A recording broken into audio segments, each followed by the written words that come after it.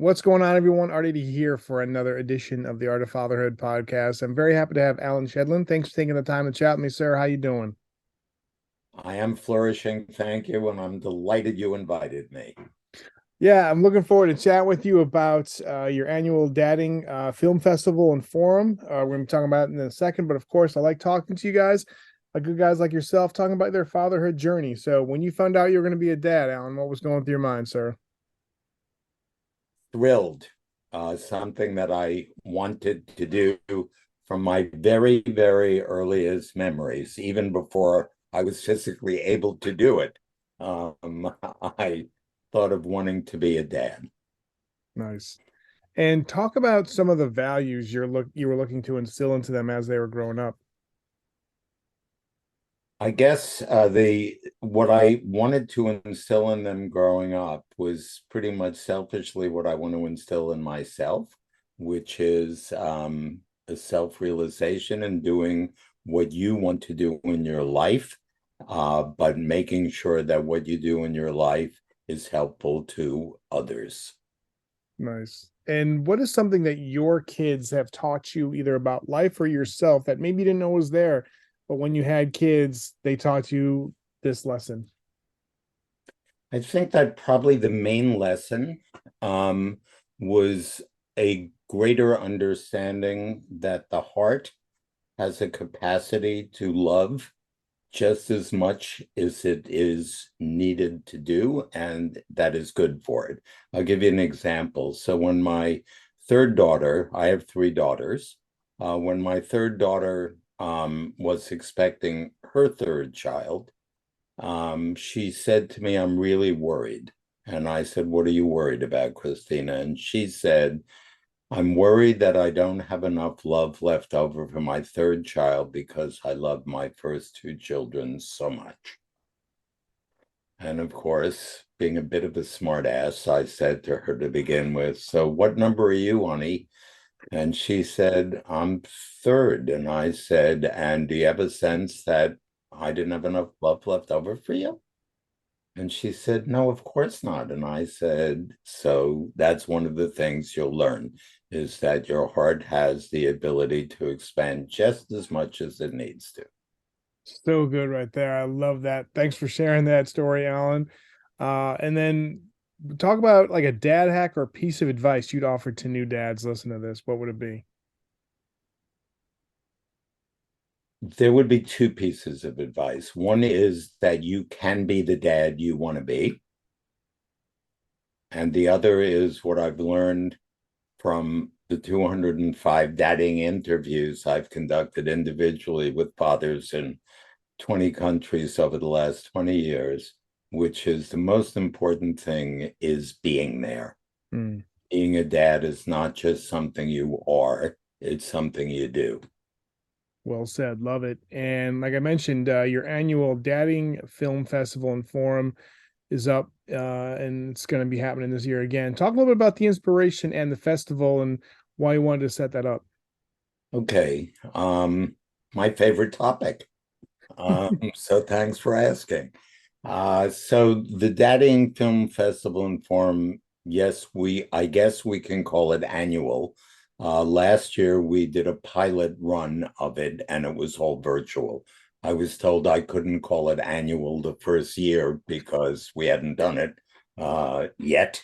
But now that we're doing it for the second year and added to it in many different ways, we can call it annual. So it is the only film festival in the world that focuses on the importance of positive father involvement. Um, Last year, as I said, we did a pilot run of it and it was all virtual. And much to my surprise and delight, we received films from 17 different countries. And the films last year was open to these are short films last year up to 5 minutes that are done by children, elementary, middle, high school, and undergraduate college.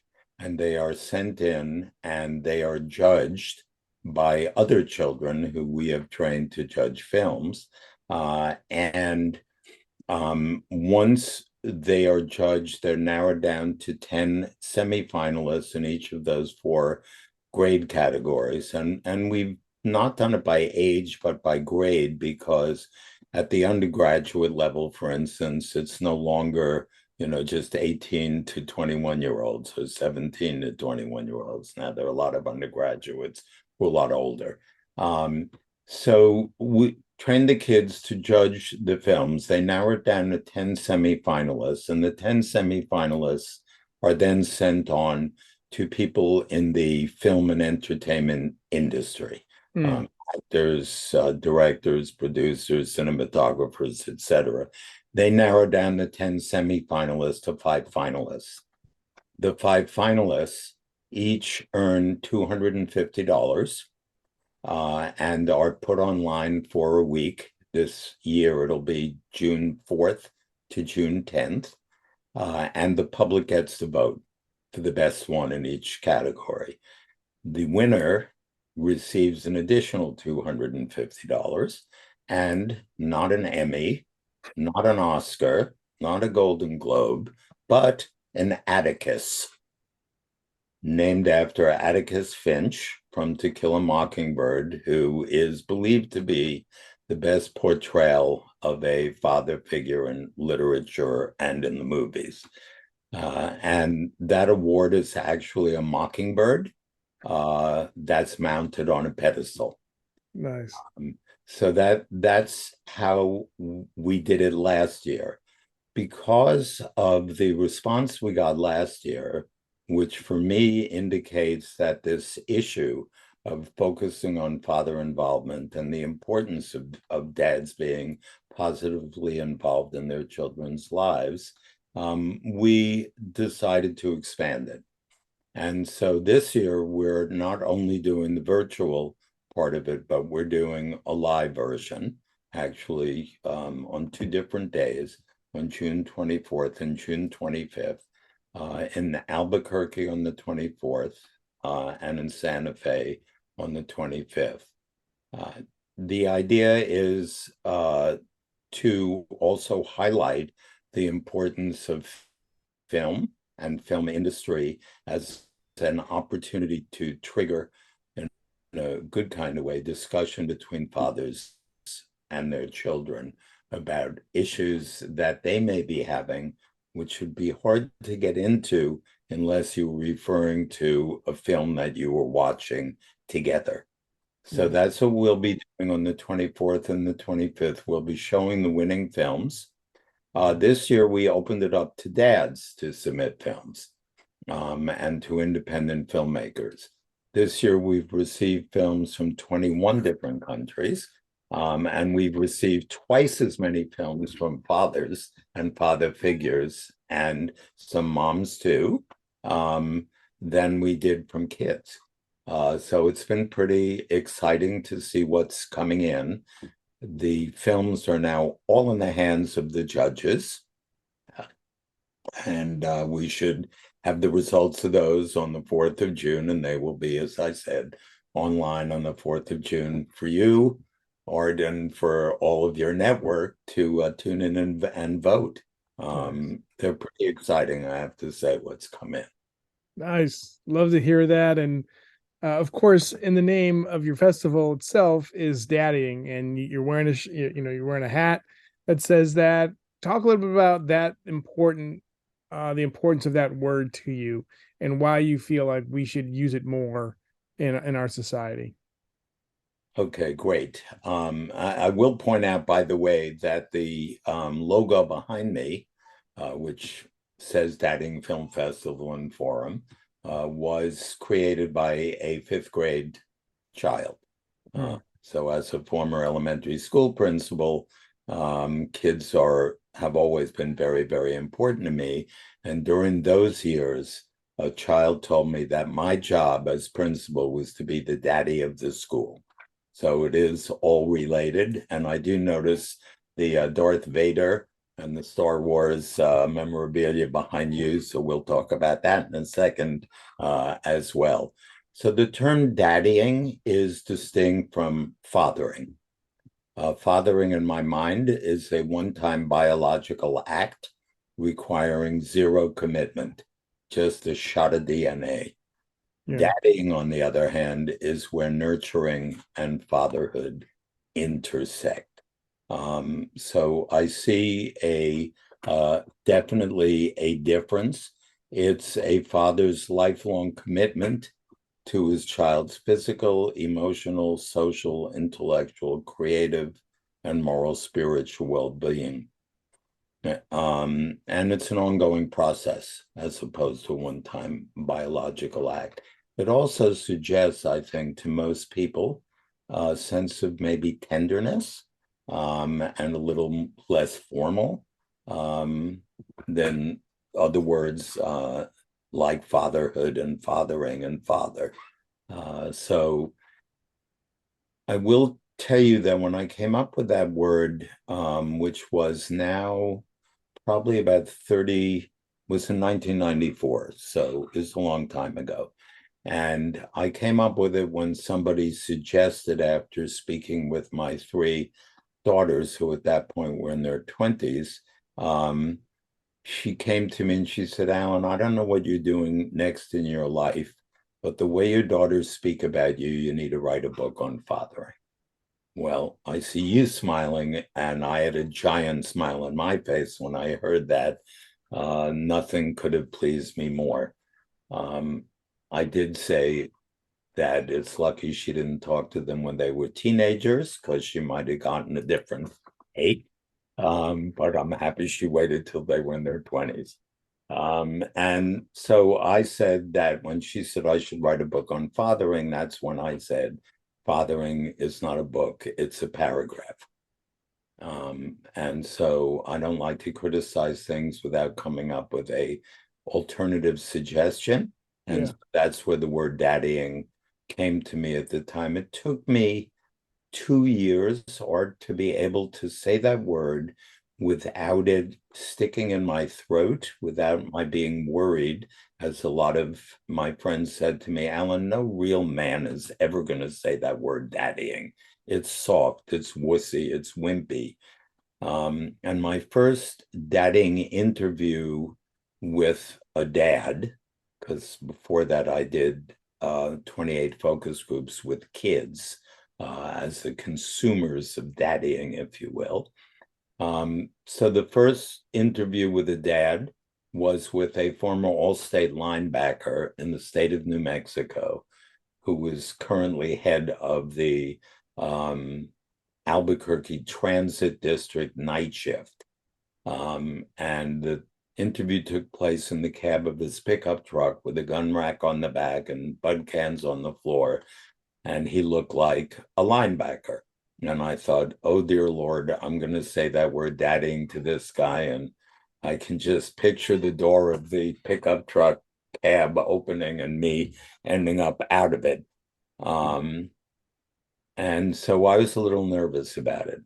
When I saw what his reaction was, when I felt what his reaction was, which was essentially that it enabled him, it gave him permission to be in touch with a side of him that was more tender. And from that point forward, I've had no problem using the term. I'm delighted that other people seem to use the term without any, I don't know, worry about it. Hallmark cards, 10 years after I coined that term, came out with a line of cards on Father's Day using the term daddying. Somebody said, Allan, you got to sue him. I said, yeah, I'm from New York, but it's not my style to sue for this kind of thing. Indeed, I want to pay them because the idea is to get the concept out there. No, I didn't pay them, nor did I sue them. Nice. You mentioned the different dads you have interviewed for different, reasons and outlets. Talk a little bit about what is a common theme that you have heard dads talk to you about being a dad and, making sure that they are daddying the right way.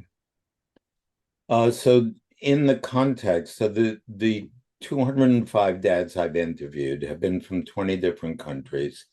They've the range of age has been from age 16 to 104. They've been every socioeconomic group, every ethnic group, every religious group. So there's been a gigantic variety. What comes out of those interviews, Art, and is, or what I call the bookends of daddy yearning. What I mean by that is a yearning that many of the dads wished that their father had been more involved in their lives. Mm. But the other bookend was wishing that they were more involved in their own children's lives. When you listen to so many dads, and that comes out in so many of the interviews, there's a soulful sadness that's attached to it that, for me, makes it impossible not to want to do something, because I don't think it's necessary. It seems to be preponderant, but I don't think it's absolutely necessary, because I know from my own experience, it's yes, I had half of that yearning.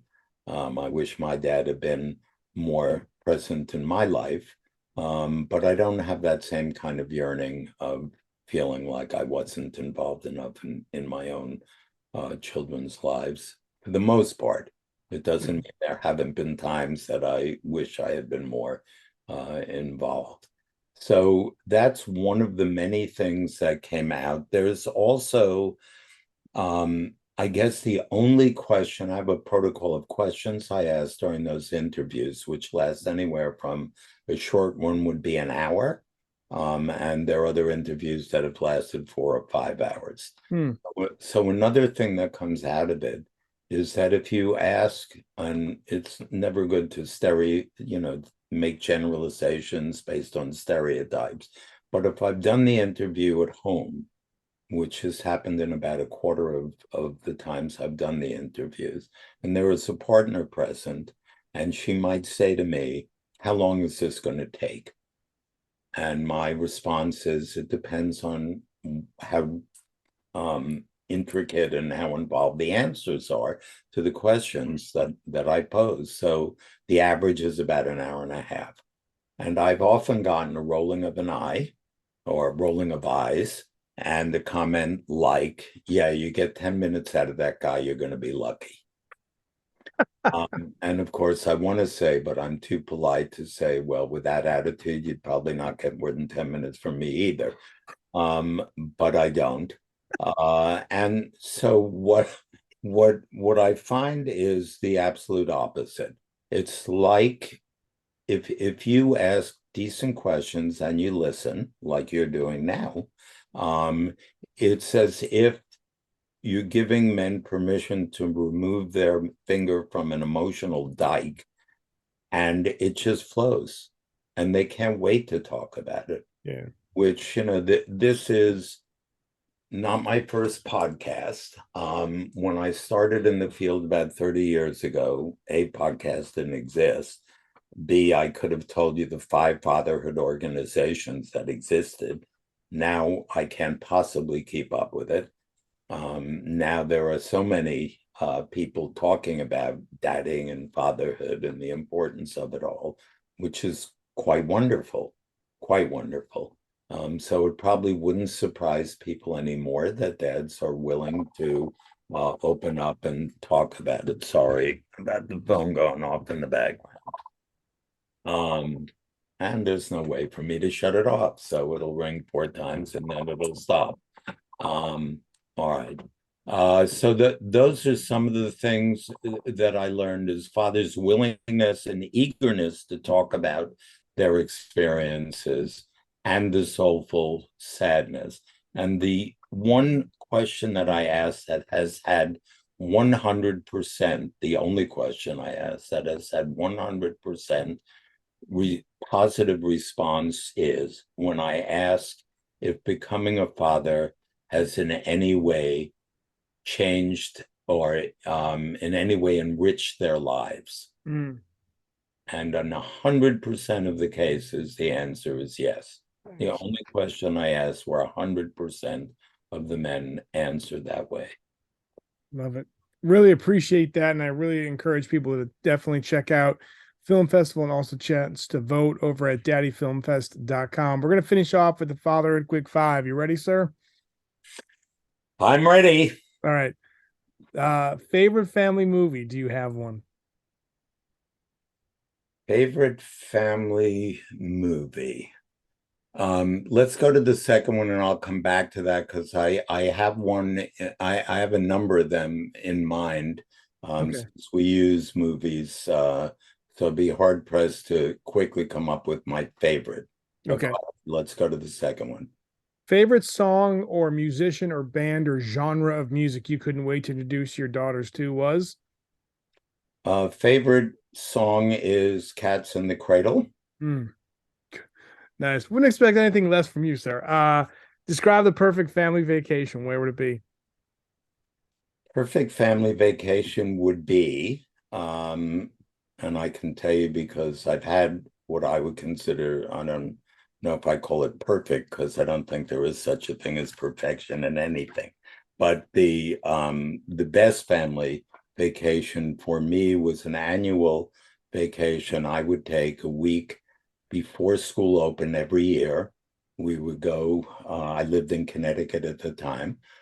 We would drive up to Cape Cod and we would spend a week together as a family on Cape Cod in a house which we would rent and just brought books and board games and pails for the beach and bathing suits. Nice. Okay. This is different from the first one. This is just instead of like favorite family movie you guys like to watch together, this is just for you. In your opinion, which movie has the best fatherhood themes to it, or the best? Maybe I think you might have answered. I know it's kind of a play or also a movie, but favorite fatherhood movie is So it would be the movie that we base our award on, which is To Kill a Mockingbird. that's it. And yes. Love it. And lastly, well, do you want to go back to the movie question before I ask my last fatherhood quick five one? Well, I probably would say that that would be depending on the age of my kids in terms of seeing a movie with them.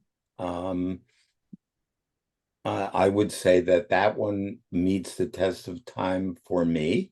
And I actually prefer the original version, which was, I believe, in the 1960s with Gregory Peck. And it just provides an opportunity, which is why we did the film festival, to use film as a way to get into discussions of issues that would be perhaps awkward to get into otherwise. Nice. And lastly, top three words you hope your kids would use to describe you as a dad. What would you want them to be? Being there, uh, taking them as seriously as they take themselves. And as my youngest daughter said very recently, on my birthday, thank you so much for teaching me how to love. Nice. Really appreciate that. Great. But People make sure you check out Alan's work over at daddyfilmfest.com, and there'll be different links there and what you can do to support this festival and all that. But again, I really appreciate what you're doing, especially in this fatherhood space. I think sometimes we get lost because we think everybody's talking about fatherhood and everyone has something that they're trying to showcase positive fatherhood examples, but you're doing it as well with your film festival and your forum, and but also everything that you're into, and just trying to make sure that there is a forum for dads and positive role models that we've seen in different dads, not just in films, but in life in general. But thank you again for the time, and I wish you and you guys continued success. Art, can I say two other things? One is Sure. that we have a weekly blog, which Yep. comes out on Thursday, which we write, I would say, three out of every four. But we Okay. also have guest bloggers. So we'd like to invite you to do a guest blog, but also for the people who are in your network and who are listening to this to go online and look at the blog, which is through the Dadvocacy Consulting Group. And the only other thing movie related, because you have your Star Wars memorabilia behind you, is I gave a talk once. I give a lot of talks, and I gave a talk to a group of people. And I told them that at the end of the talk, I had a special guest who wanted to come and greet them. And because I'm a little bit odd, I at the very end of the talk, I ducked down behind the podium. And when I stood up, I was wearing a Darth Vader mask. And I said, I am your daddy. And I left with the question was, do you think the Star Wars stories would have ended differently if Darth Vader had been a daddy and not a father? 100% yes, I agree that it would totally be a different a way that they would navigate if Darth Vader said that instead of "I'm your father." So yeah, totally agree. Great point right there. Like it. Okay, thanks, Art, and keep Yeah. up your good work. Thanks Thank for you. Appreciate it too. And again, people, make sure you go to daddyingfilmfest.com to support Allan and all the different movies and all the people who've represented what they think is good role models and good portrayals of parenting and families in film. So check it out, daddyingfilmfest.com. thanks a lot, Art.